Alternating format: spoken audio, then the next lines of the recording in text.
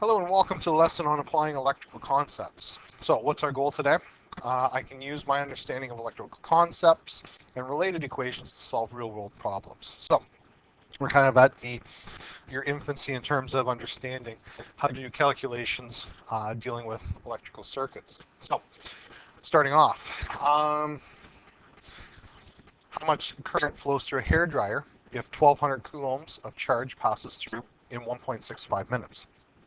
So current again is amps, okay? So we're looking for I, that's our unknown. And the majority of this unit again is simply decoding anytime you come across a word problem. The question is, what is measured in coulombs? Well, that is the amount of charge. So that's your capital Q. So Q is 1200 coulombs, and we have time, which is 1.65 minutes, which is equal to, and remember we want everything in seconds, so 1.65 times 60 gives me 99 seconds. All right, so our formula from the previous day, I over QT, and that would be 1200 over 99, and when you do that calculation, you end up with 12.1 amps. So therefore, current would be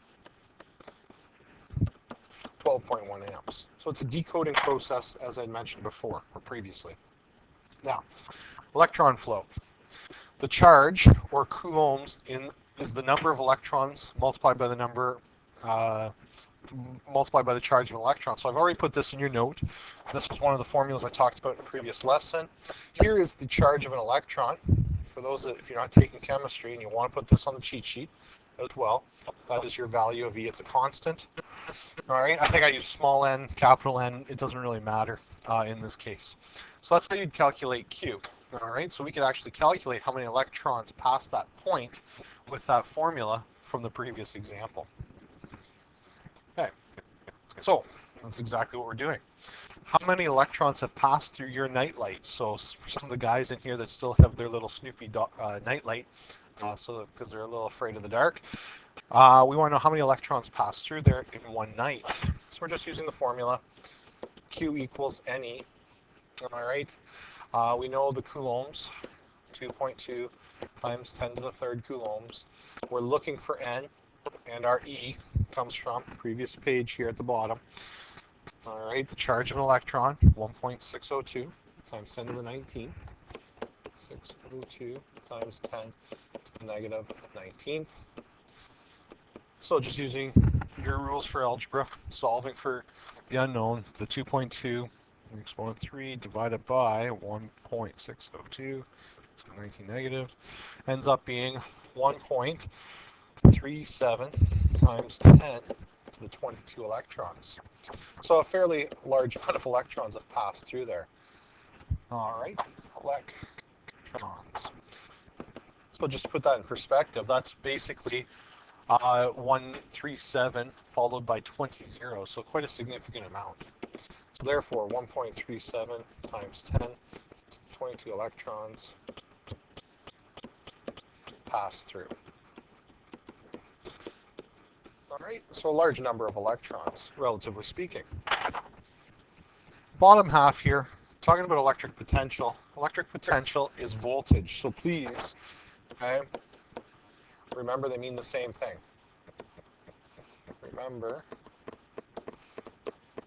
they mean the same thing. Same thing. All right, so electric potential and voltage are equal. They're synonym for each other, for the English people in here. How do you calculate voltage? Well, it's equal to your E divided by Q.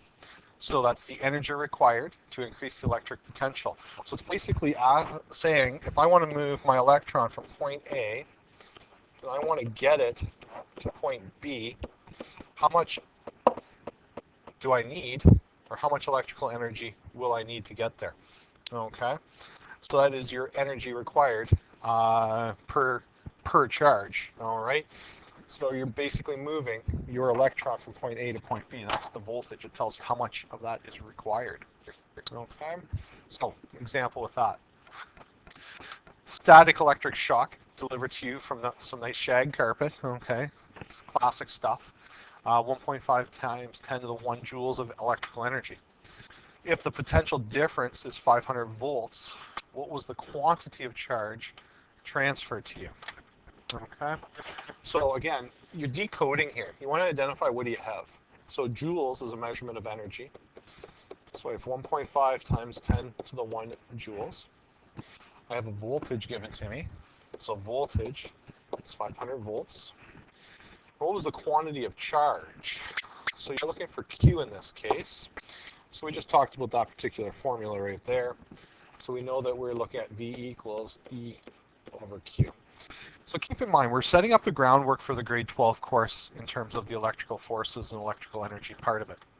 So a lot of this, you're saying, I just got to identify a formula and plug in. That's exactly what you're doing here, because grade 11, we kind of take care of the calculations, and then we get into some of the theoretical stuff when you move into the grade 12 content. So please keep that in mind. It's not always going to be this easy, but because you're in the introductory stage of the unit, it's going to be challenging enough. All right, so solving for Q, the amount of charge that passes through, oops, that's 150 divided by 500, and we get 0.3 coulombs. All right, so therefore, the quantity of charge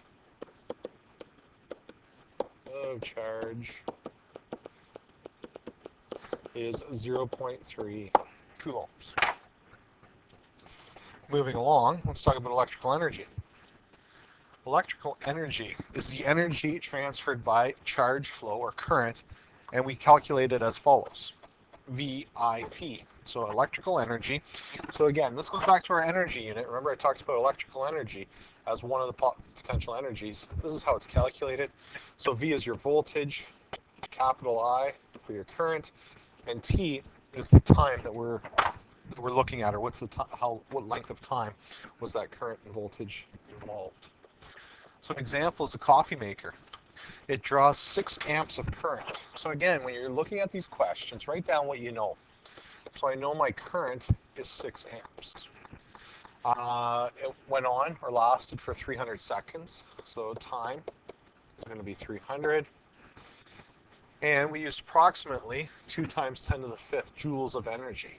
So I know my energy is 2 times 10 to the 5th. What is the potential difference? And remember, I said this in an earlier slide, potential difference is equal to voltage. All right, they mean the exact same thing. So I am looking for V. All right, so from the previous formula, electrical energy equals VIT. 2 times 10 to the 5th equals V times 6 times 300. And just using the calculator, you can determine your voltage from that. So 2 to the exponent of 5 divided by 6 times the 300, which is 1800. You get a 111.1 volts. Okay? So therefore, the voltage of the coffee maker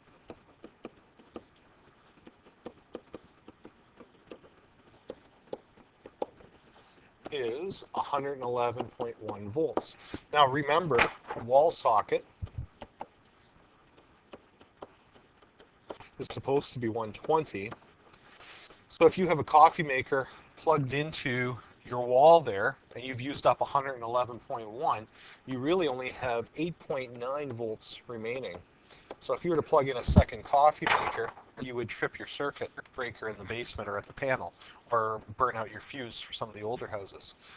Okay, so you only have so much voltage available, so that's why we have breakers, and that's why different rooms are on different circuits. If you look in your basement, if you go to your electrical panel, you can see that there are rooms that are kind of ganged together, and that's because they want to spread the voltage out. You don't want big ticket items like your stove drawing on the same one as your coffee maker, for example. Too much electricity passing through a wire is the source of, or what causes fires, so that's why they spread them out. So the second example then, an electric stove element is connected to a 240 volt supply, and that's true.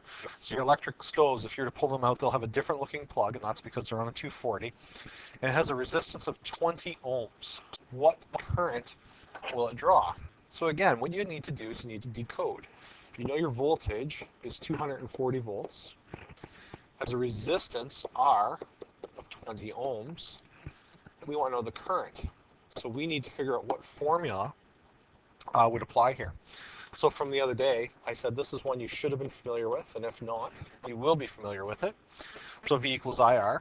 So you're just plugging in your 240 equals I is the unknown, resistance is 20, so you'll get I of 12 amps. So your the current for that element is 12 amps. Current for the element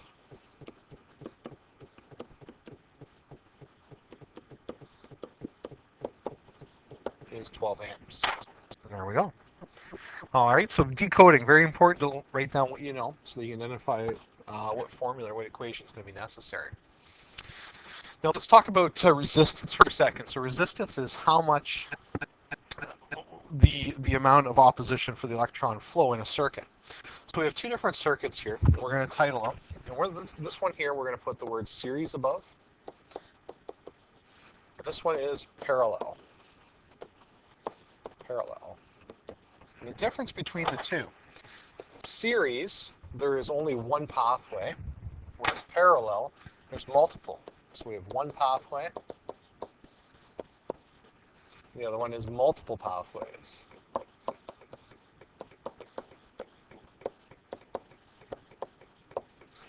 Okay. One pathway means that if you're an electron in this circuit, you only have one route to go. You have to go this route to return to your battery source. If I'm an electron in this type of system, I could go this way, or I could go this way, or I can go this way. So in this case, there are three pathways that an electron can follow to return back to its starting point. Okay, so that is the difference between them. How are they calculated? Well, here we have our resistance total, our total resistance is equal to R1 plus R2 plus R3 plus dot dot dot until you get to the last resistor. You simply add them up. All right, that gives you your total resistance. With parallel circuits, the formula is 1 over RT equals 1 over R1 plus 1 over R2 plus 1 over R3 plus. So you do need to find your fraction button. All right, very important that you get that the fraction button figured out, because you will have to work with the fractions, but you can convert them to decimals. That's the nice thing with the application style questions here. So those are the formulas you definitely want added. Okay, and please make sure that you label them. First of all, you label them so you know what they mean, and you label them correctly, because I've had people that have had them backwards on tests. You don't really want to do that. It's easy marks, so just make sure they are labeled clearly. So those are two new formulas on how to calculate the resistance in a circuit. So I will put this underneath. Used to calculate